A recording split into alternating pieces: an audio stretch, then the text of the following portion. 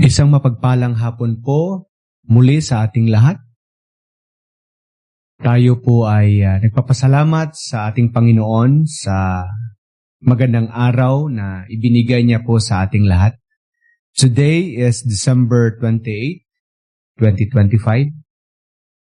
Pinagpala po tayo ng Panginoon na makasama po kayo sa huling linggo ng buwang ito, buwan ng Disyembre.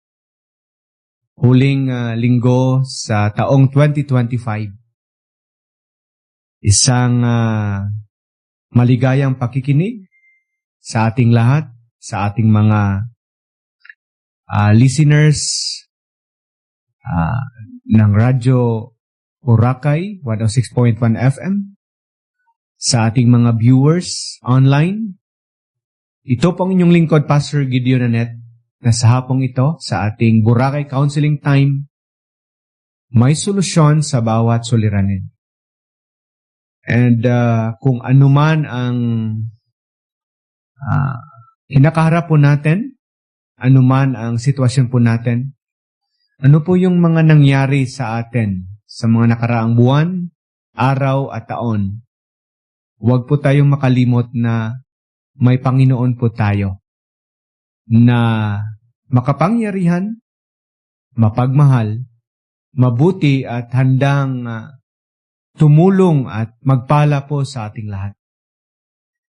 Saan man kayo sa hapong ito, maybe nasa bahay lang, dahil today is Sunday, family time, or nasa gawain, dahil weekend, especially dito sa isla ng Boracay, palaging busy, nasa trabaho man kayo, or nasa labas ng inyong mga pamamahay, nagkakape, nakatambay, at nakapagpakinig po sa ating radio station.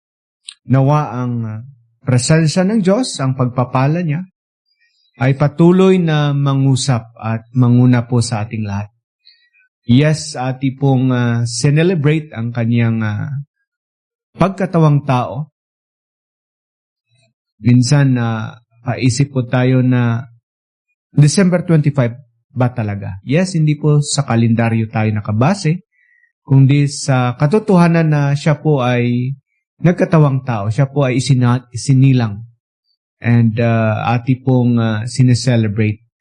And naging klaro po sa atin ang celebration dahil may salita po tayo ng Panginoon na naging gabay, naging basihan ng ating celebration this Christmas season. And every year, ay nire-remind po tayo, binabalik-balikan po natin ang ginawa ng ating Panginoon. And we believe may purpose siya na hindi po tayo nakakalimot. May purpose siya na palagi niya tayong binibigyan ng rason na i-celebrate ang kanyang ginawa po sa atin. And yes, nasabi ko kanina na today is December 28 and gusto lang po nating batiin ang mga kapatiran po natin na nag-celebrate ng kanilang mga birthdays, anniversaries, mga big moments sa bawat buhay na masabi po natin na hindi man perfect yung buhay, may mga ups and downs, may mga pain, may mga burden, but God is good sa bawat buhay po natin.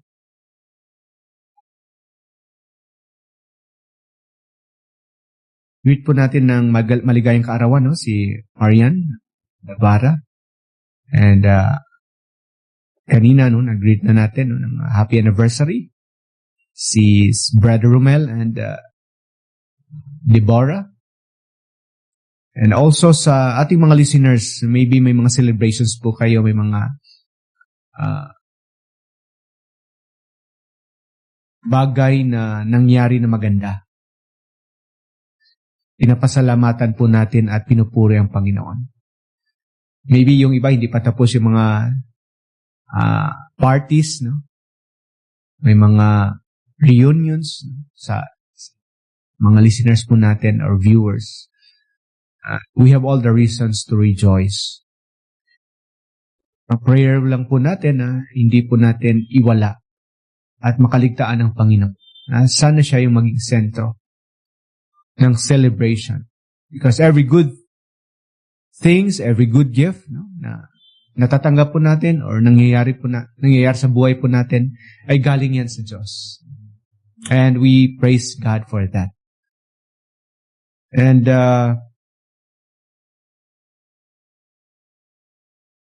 today is our counseling time.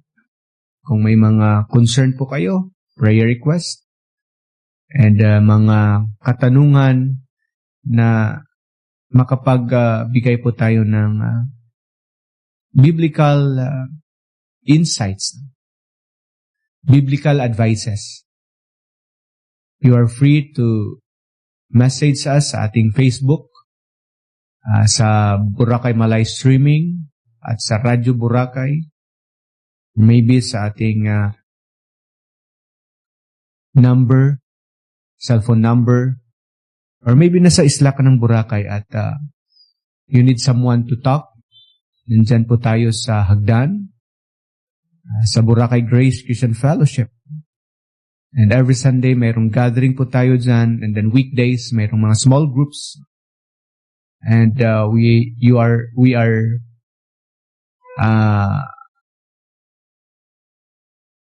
kumbaga tayo po ay natutuwa, no, na makasama po.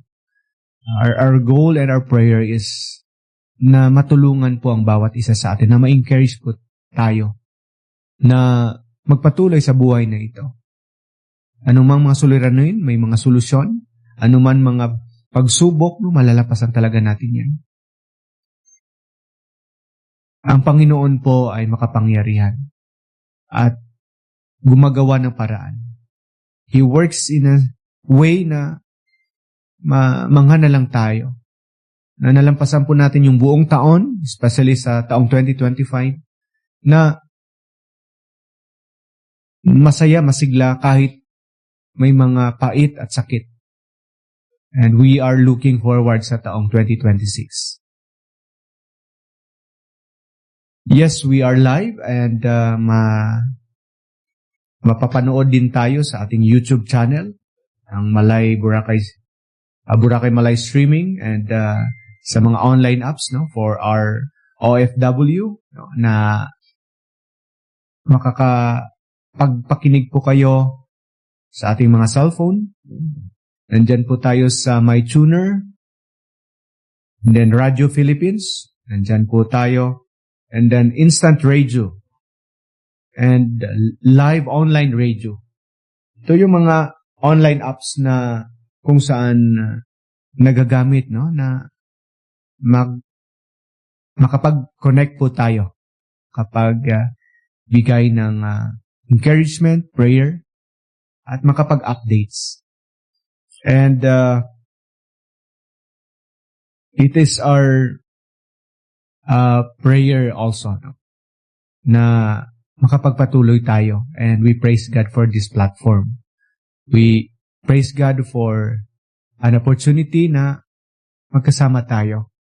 And I encourage everyone na magpatuloy tayo, to encourage one another, to bring the message of hope, to bring the message of salvation, to lead everyone to the knowledge of the Lord and Savior Jesus Christ, which is our counselor.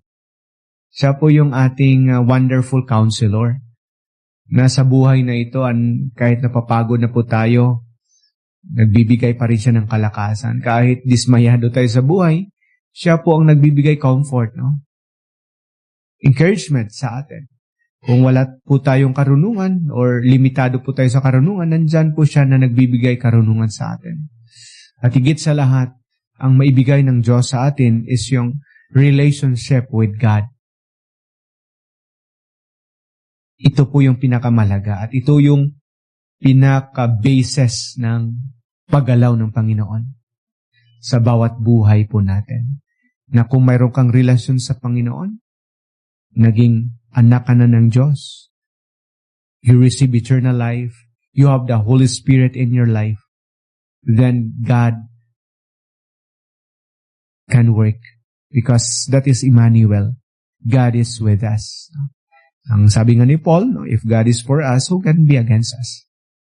So, napakaganda ng pagkakataon na nabibigay ng Lord sa atin na masilayan ang kanyang kagandahang loob, ang kanyang pinakapakay po sa atin, that every one of us will get to know the Lord Jesus Christ as Lord and personal Savior.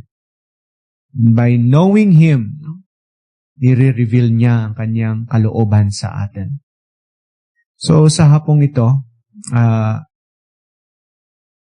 ang ating pag-uusapan is patungkol sa panibagong simula. Sa bawat pagkakataon, hindi huli ang lahat.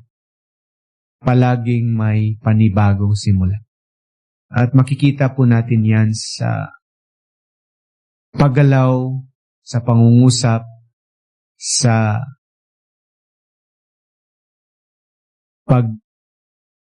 kung ano man yung nire-reveal ng Panginoon. And yung basis po natin na passage na pag-uusapan ay makikita po natin sa Joshua chapter 1. Ito po yung moment sa time ng mga Hudyo na pinalabas na po sila ng Panginoon mula sa slavery sa Egypt, sa leadership ni Moses, and for 40 years, nag-travel po sila sa wilderness. At ang kwento po sa buhay nila Moses na may ginawang Panginoon. In order for them na makilala ang Panginoon. And maraming nangyari, may mga magandang pangyayari na hinighlights ng Biblia at may hindi rin maganda na nangyari sa buhay nila. And then dumating yung kamatayan, tinalaga naman ng Panginoon si Joshua to lead the people of Israel to claim that promised land. So, basahin muna natin ang talatang ito dahil yung mga principles na ibinigay ng Lord kay Joshua, paano siya nag-umpisa, paano siya magsimula, paano niya harapin ang mga panibagong responsibilidad, panibagong mga pagkakataon, panibagong journey sa buhay niya as the leader of Israel. Sabi po dito, after the death of the Lord's servant Moses, the Lord spoke to Moses' helper, Joshua, son of Nun. He said, "My servant Moses is dead. Get ready now, you and all the people of Israel, and cross the Jordan River into the land that I am giving them. As I told Moses, I have given you and all my people the entire land that you will be marching over. Your borders will reach from the desert in the south to the Lebanon mountains in the north, from the great Euphrates River in the east through the Hittite country, to the Mediterranean Sea in the west. Joshua, no one will able to defeat you as long as you live. I will be with you as I was with Moses. I will always be with you. I will never abandon you. Be determined and confident, for you will be the leader of these people as they occupy this land, which I promised their ancestors. Just be determined, be confident, and make sure that you obey the whole law that my servant Moses gave you. Do not neglect any part of it, and you will be succeed wherever you go. Be sure that the book of the law is always read in your worship. Study it day and night, and make sure that you obey everything written in it. Then you will be prosperous and successful. Remember that I, the Lord, commanded you to be determined and confident. Do not be afraid or discouraged, for I, the Lord, your God, I am with you wherever you go. Let us pray, Lord, once again. We thank you for this afternoon na ibinigay niyo po sa amin ang platform na ito, na through this platform, we can encourage one another through your word. We can pray for one another. We can connect. And Lord, as we ponder upon your word, may you speak to us. Hindi po namin alam kung sino yung nakikinig at ano yung kanilang sitwasyon. Lord, ikaw po ang makapangyarihan at alam po yung mga nangyayari sa bawat individual, sa bawat buhay po namin. And Lord, we pray, patuloy kang mangusap, especially for your word this afternoon. This we pray, Lord, in Jesus' name. Amen.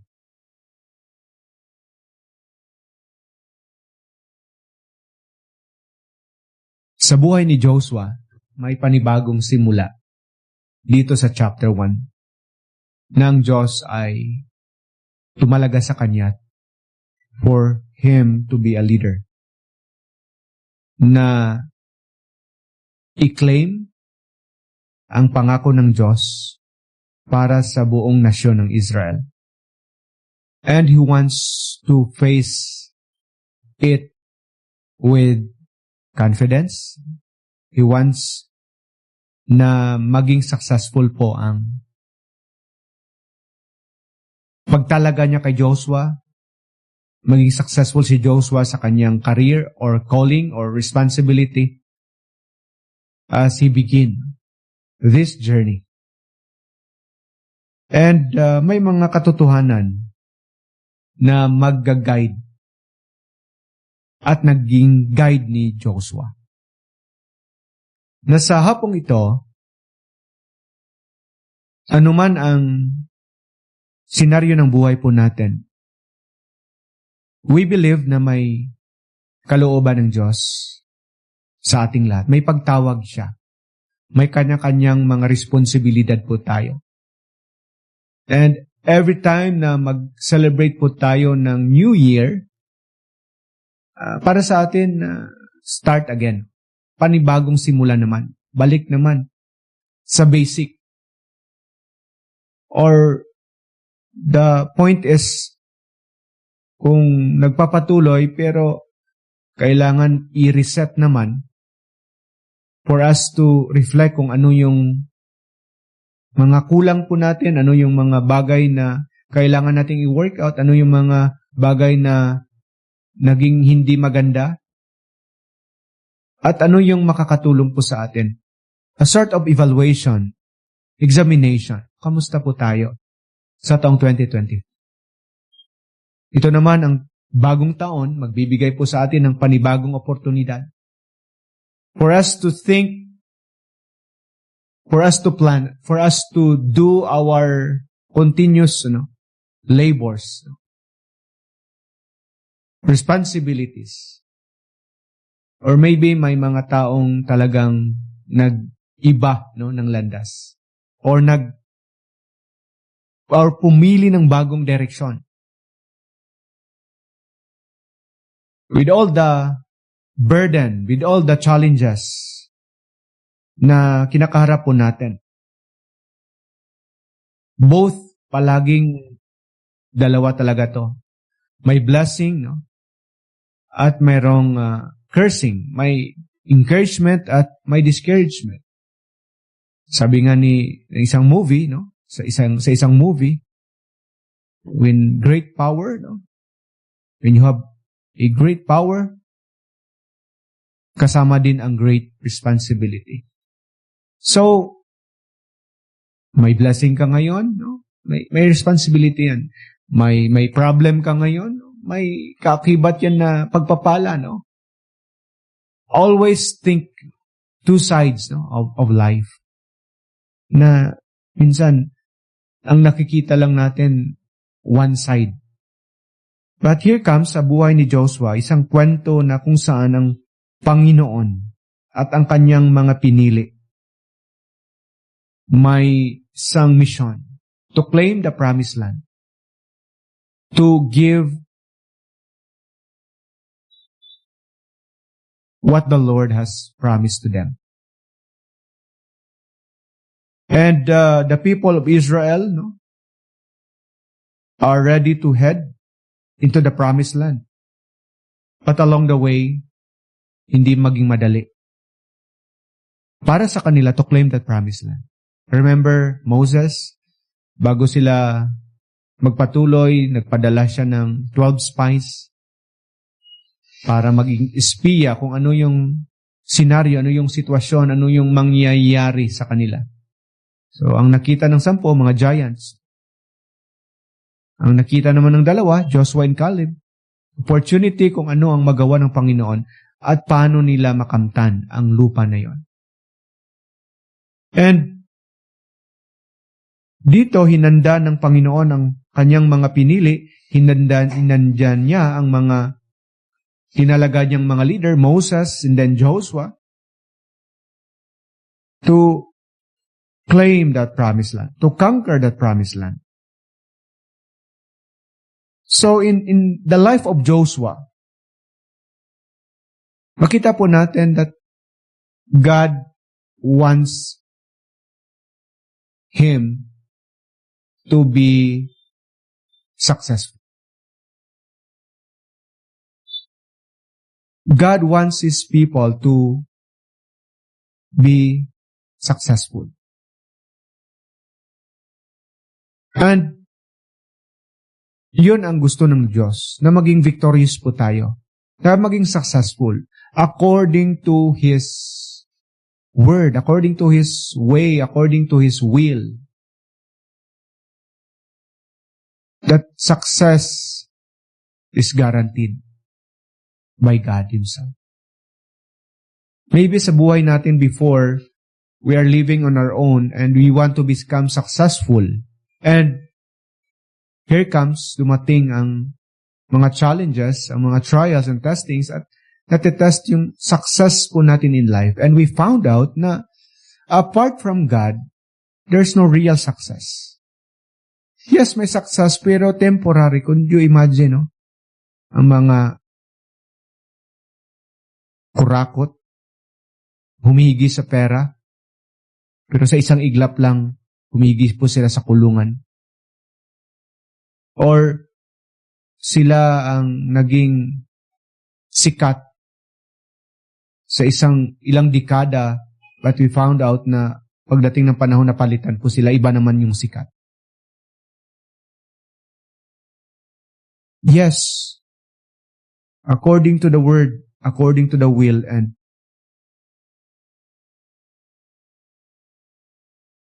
according to the ways of.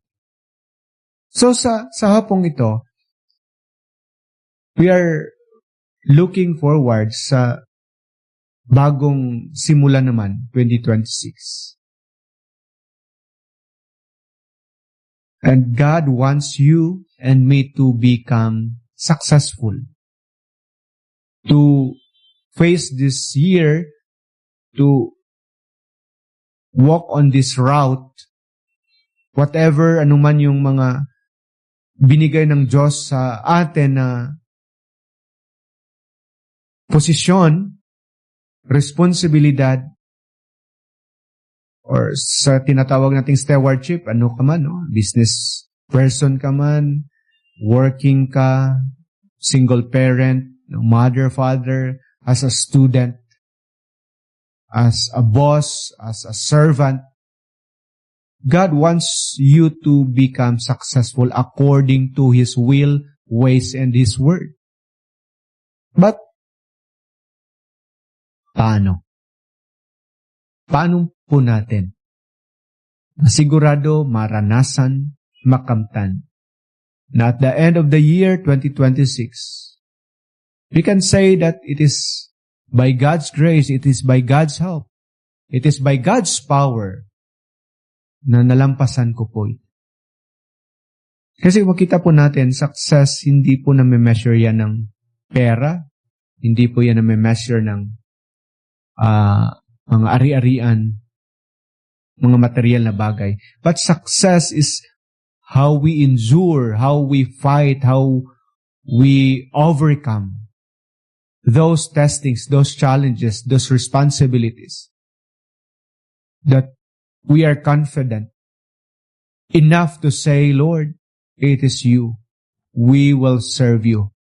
Kasi sa buhay ni Joshua, sa last chapter niya ng book of Joshua, sabi niya, choose you this day whom you will serve. The idols, the gods of this world, the gods of the people of this land. But as for me and my house, we will serve the Lord. That is success.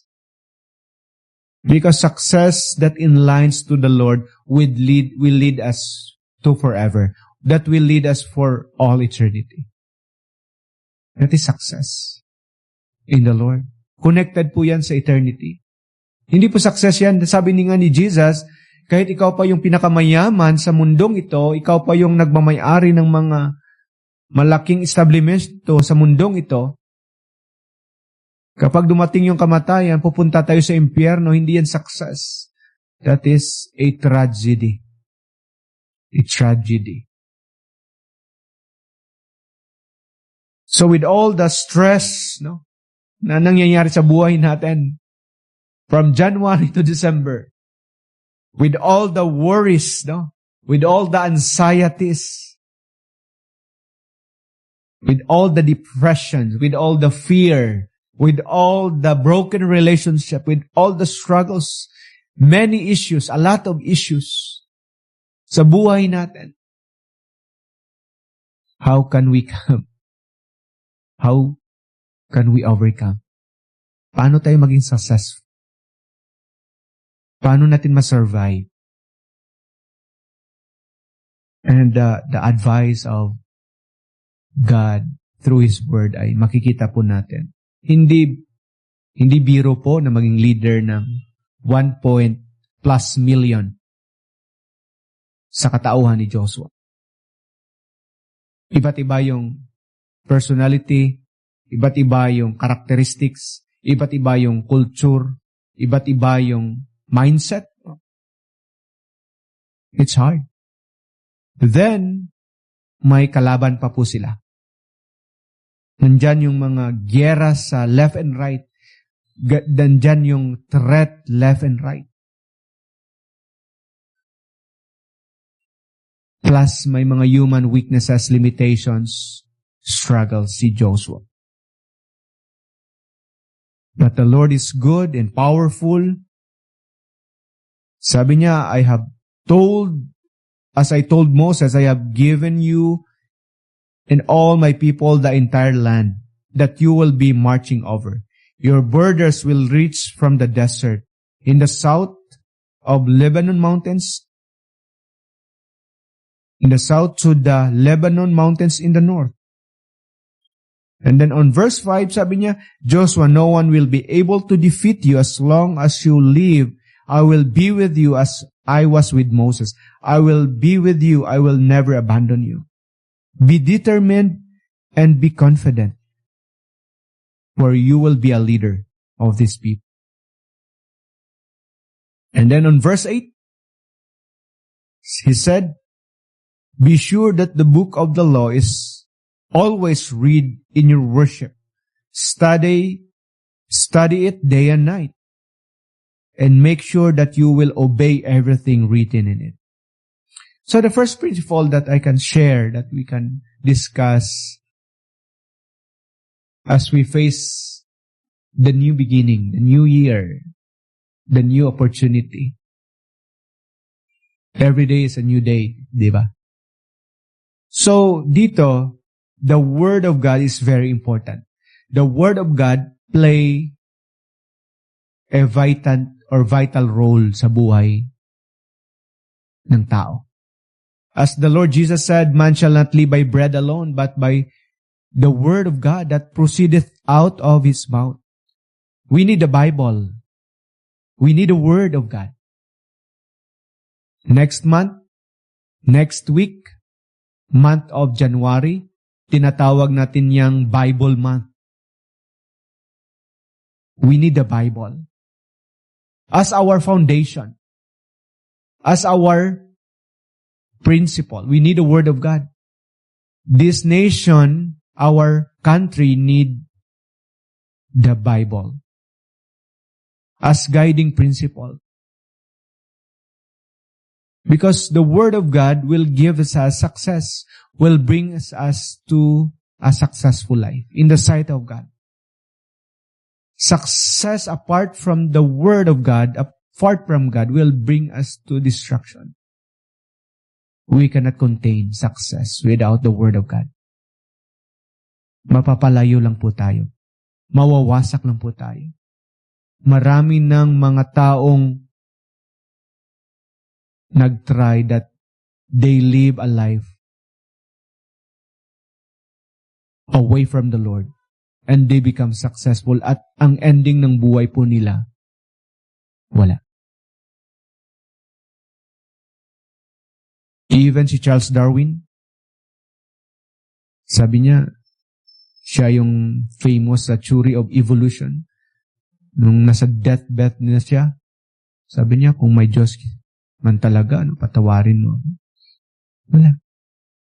Anuman katalino ng tao, anuman kayaman, anuman ka mataas yung kapangyarihan, without God, without the Lord Jesus Christ, without His Word na maging basihan, maging gabay, it's hard. This book of the law shall not depart from your mouth, but you shall meditate day and night, that you may observe to do according to all that is written. And then you will make your way prosperous. And then you will have a good success. So if we want to have a successful 2026, we need the Word of God. We need to read, we need to meditate, we need to reflect, we need to study, we need to share. Because may nagbigay ng meaning anong ibig sabihin ng Bible. Sabi ng nagsulat, the Bible is B, basic, I, instruction, P before, L, leaving earth. No? Basic instruction before leaving earth. It talks about our life, our past, present, and future. It talks about physicality. It talks about mental health. It talks about spiritual health. It talks about emotional, physical. The Word of God is complete for us to be our guide sa buhay natin. At na-prove po ito ng mga tao sa time ni Joshua. Nung sinunod po nila yung salita ng Diyos, they became successful.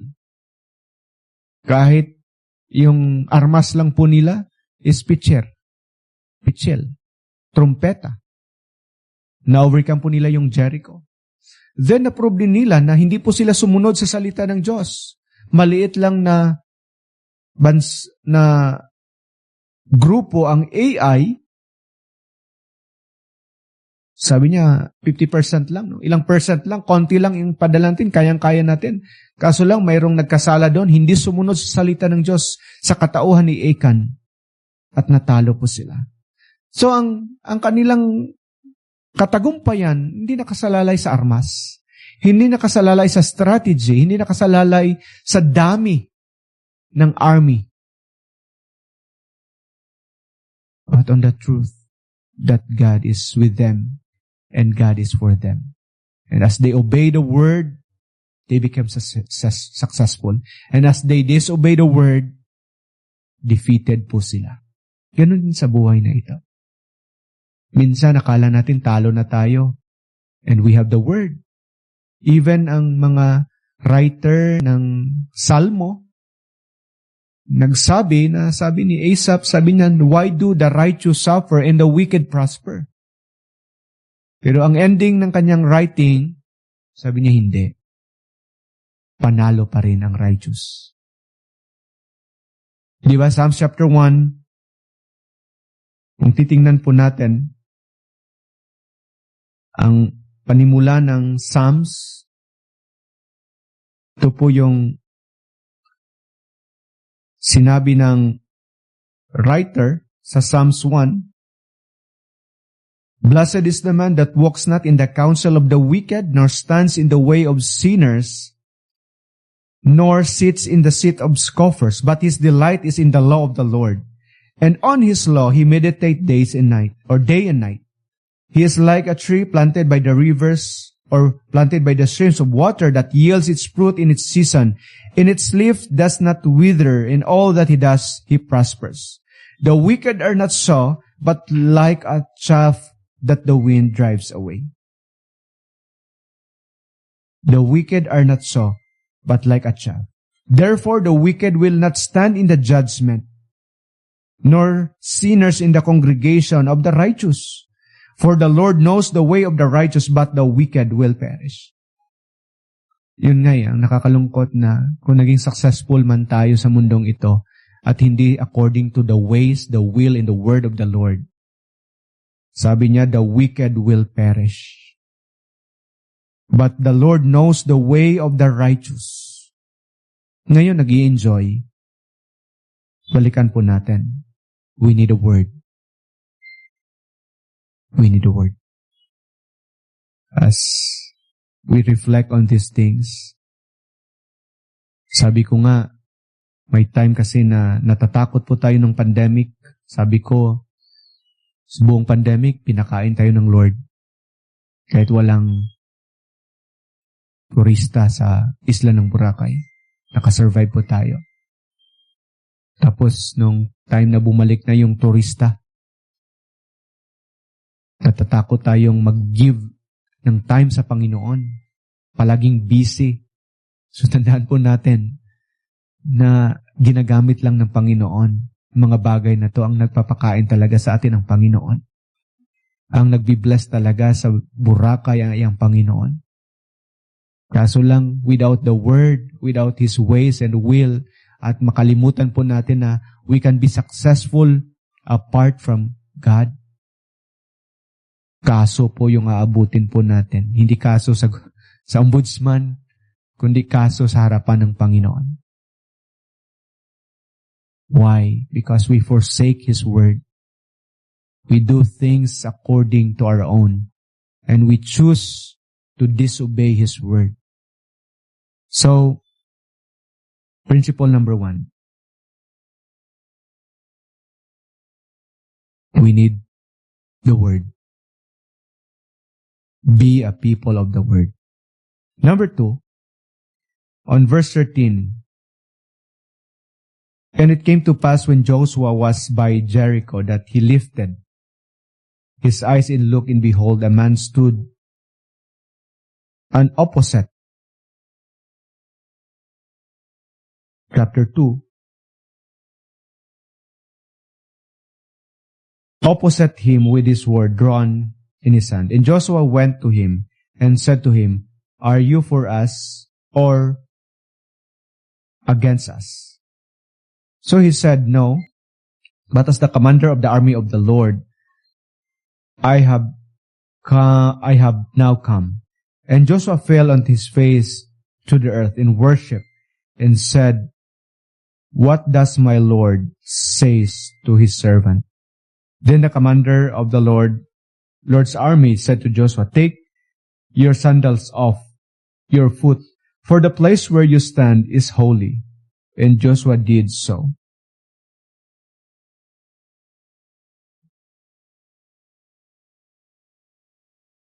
We need to humble ourselves. We need the Word of God, number 1.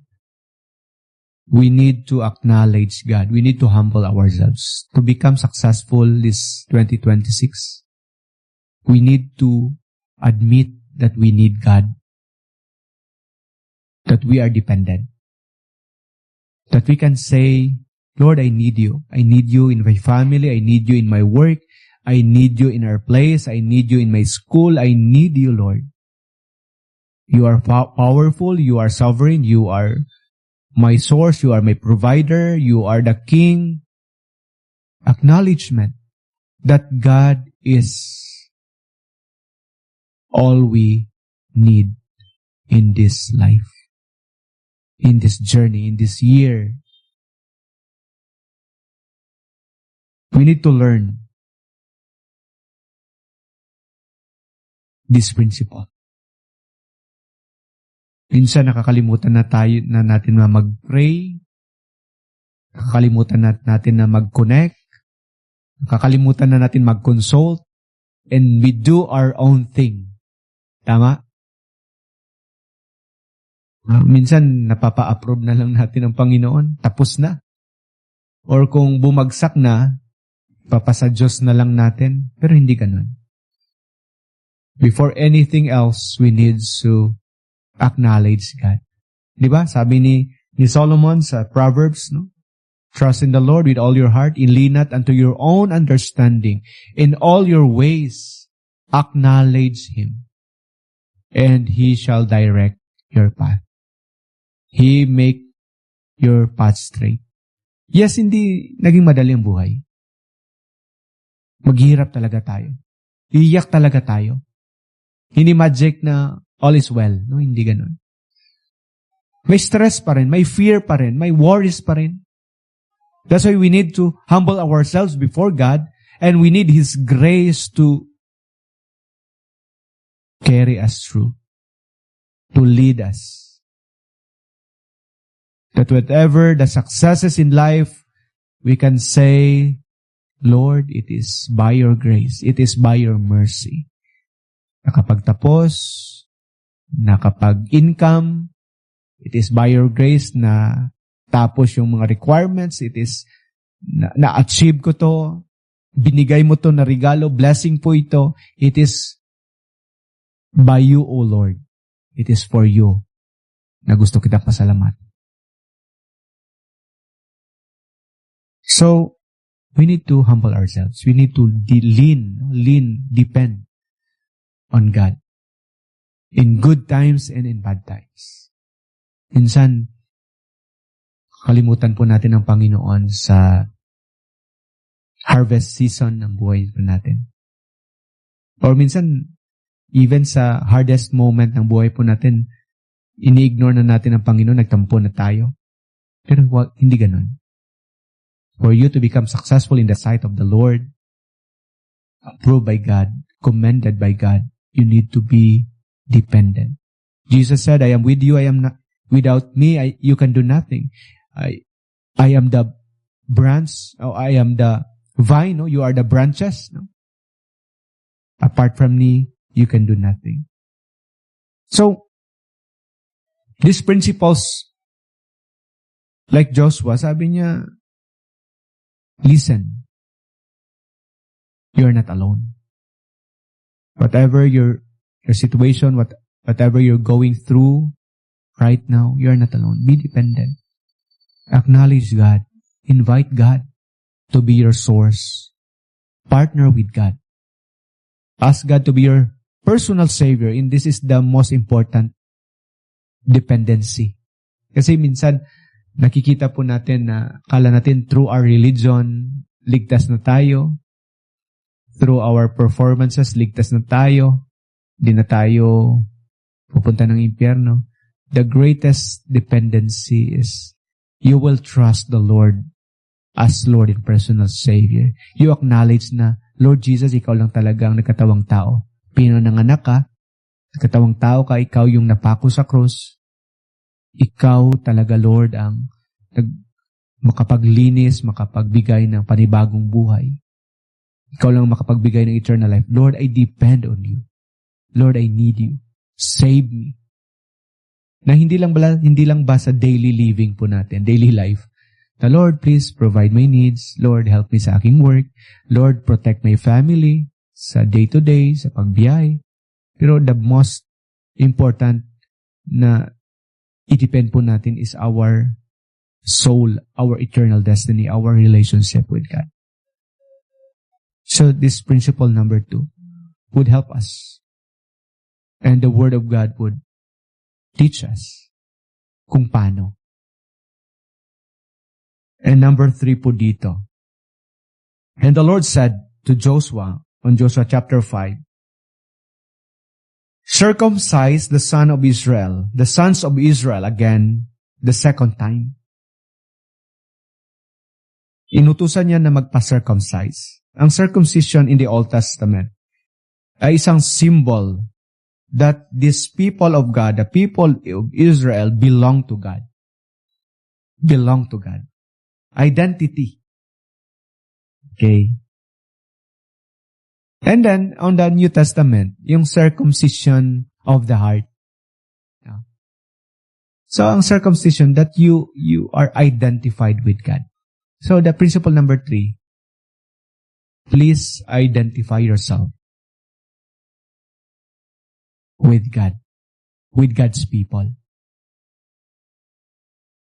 Hindi pwedeng humihingi tayo sa Diyos, kumikilala tayo sa Diyos, tapos ang identity po natin nasa mundo pa. Or nagda-doubt pa tayo kung sino ba talaga tayo. Sa Diyos ba tayo? Even si Joshua, tinanong niya ang angel, no? Or ang Panginoon mismo. Kasama ba? Kasama ba tayo or kaaway? We need to be clear on our identity. At kung hindi ka pa clear sa identity mo, tinutulungan naman tayo ng Diyos. Kung paano tayo ma-identify sa Kanya. Yes, ang identity na na-emphasize po natin is yung simbahan po natin, religion po natin, grupo po natin. Pero hindi yan, temporary lang yan. Hindi yan ini-identify talaga ng Diyos. Kung anong simbahan mo, anong grupo mo. Ang identity na gusto ng Diyos, if you are a believer of His Son, the Lord Jesus Christ, or not a believer. Or you are identify yourself as a people of God or not a people of God. Or, ang sabi po dito, chosen people ba or people of the land of Canaan? So, kung yung mindset, kung yung confession po natin is, at ang gusto po natin, we want to be identified sa Panginoon, we should live our life sa kagustuhan ng Panginoon.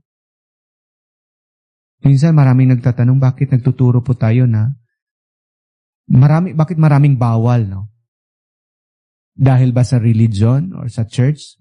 Sabi ko, ang basic na sagot dyan is kung ano yung sinabi ng Panginoon sa gustong sumunod sa Kanya. Di ba si Pablo, sabi niya, kung gusto nating i-identify ang ating buhay sa Panginoon, mag-depart tayo sa mga kahalayan, kalaswaan. Iwasan na natin. Nobody is perfect. Pero bawas-bawasan na to the point, malampasan, na hindi po natin yan uulitin. So, we need to be a people who identify with God Himself. Gusto ko ang Diyos, sa Panginoon ako. Ayaw ko sa mundong ito. Ayaw ko sa mga taong gumagawa ng kahalayan. Because success hindi po nababase sa kasikatan. Kung grabe tayo, di ba? May nakakalungkot, no? May maririnig po tayo. Ilang araw na siyang inom ng inom, no? Mga hard drinks pa daw. Ang isa naman, nagsasabi na kung paano siya binago ng Panginoon. No? Yun yung sinabi niya. Alam mo bro, sabi niya, grabe ako mag-inom. Wala sila, panis sila lahat. No? Ganun talaga, no? And then, ang isa naman na tao, sabi niya, Lord, bro, no? Sabi niya, masabi ko lang kung paano ako binago ng Panginoon. Lasinggero man ako, pero kung paano ako binago ng Panginoon. Dahil yung buhay ko galing sa Diyos, yung katawan pala na meron ako, ay gagamitin ko para sa Kanya. Dahil sabi nga ni Pablo, your body is the temple of God. So, identify kung nasa Diyos tayo, i-lead natin yung ating mindset sa kagustuhan ng Panginoon. Di ba? Yes, mahal po natin. No? May mga kaibigan akong hindi malalampasan yung ma-overcome. Kasi akala natin na hindi natin kaya. Pero kung i-identify mo na, Lord, gusto kita. Tulungan mo akong magbago. Lord, makasalanan ako. Lord, baguhin mo ako. Kasi gusto kong ma-identify. Kasi kapag dumating ang taghukom, dumating yung end of the world, dumating ang Panginoong Hesus, ayaw kong mapabilang sa mga taong paparusahan papuntang impyerno. Minsan nabubulagan ng tayo. Sa panahon ngayon kasi party-party, akala natin wala ng ending. Sabi ng balita kahapon, mas marami daw na stroke. Maraming nagkasakit. Kasi, di ba, kain-kain tayo, no? Party-party. Akala natin wala nang bukas. Akala natin robot tayo. Akala natin hindi na tayo nagkakasakit. Pero mga kaibigan, yes, buhay nyo yan. Pero sabi ng Panginoon, buhay yan ng Panginoon.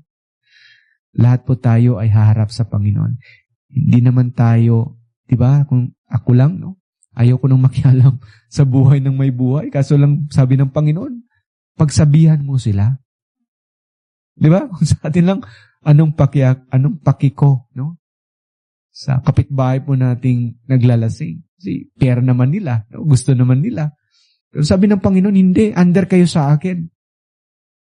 Sabihan mo sila.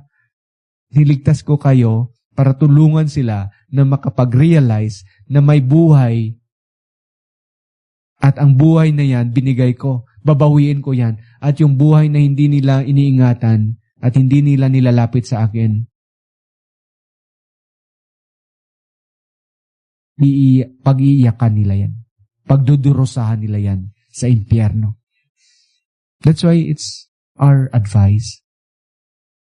Ang Diyos po natin hindi killjoy. He wants to enjoy. He wants to bless. He wants us to become successful. He wants us to become victorious. That's why let us identify our lives. So sabi niya, magpatuloy kayo, sumunod kayo, kasi gusto ko kayong ma-identify para sa akin. So find your identity in the Lord Jesus Christ. Because He said He chose us, He predestined us, He accepted us, He redeems us. That's why this afternoon, palagi nating inuulit that the gospel is simply God showing His love through the death of His Son on the cross. And by believing on Him, we will receive eternal life. And that eternal life is a relationship na simula ngayon as magpakailanman. Mararanasan natin ang Panginoon sa buhay natin. So mga kaibigan, kapatid, sa hapong ito, new beginning. In the life of Joshua, we need a word. His Bible. We need to humble ourselves. We need to depend. We need to talk. We need to communicate. And we need this kind of conviction or profession. Profess ba sa buhay natin na this 2026, gusto ko na i-identify ko yung buhay ko sa Panginoon. Minsan nabubuli tayo, no? Yung iba ayaw na lang magsimba dahil nabubuli, ayaw nilang na magbasa ng Bible, nabubuli. Kasi takot na ma-identify ba? Di ba? Pero no. If you want to be successful in God's sight, identify yourself. Kahit konti lang tayo. Okay na yun. Kaysa sa ang dami. Pero kalaban naman ng Panginoon. So, sa hapong ito, tayo po ay nagpapasalamat na makasama ko kayo sa hapong ito. And we are looking forward next year, no, na makasama pa rin kayo. Mag-New Year na, no, ilang araw na lang, 2026 na. And yes, may mga bagay po tayong nakikita, nararamdaman.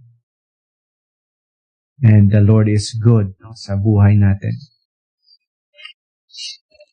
Gusto lang po nating batiin ng Merry Christmas at Happy New Year ang ating kaibigan dyan, si Pastor Erwin de la Cruz. No? Sila naman ang susunod sa atin after nito. And then kay Ensu, no?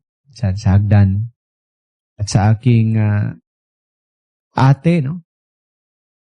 Sa aking kapatid dyan sa Gimaras. No? Magandang hapon po sa inyo. So, muli, no? Yung ating pagbati, no? Na sana ingatan tayo ng Panginoon at pagpalain. At palaging mabibigyan ng pagkakataon ng salita ng Diyos, mapag-uusapan po natin. Hindi man natin mauubos po ito, hindi man natin mapaprocess lahat, but at least God is doing something sa buhay natin. And we praise God.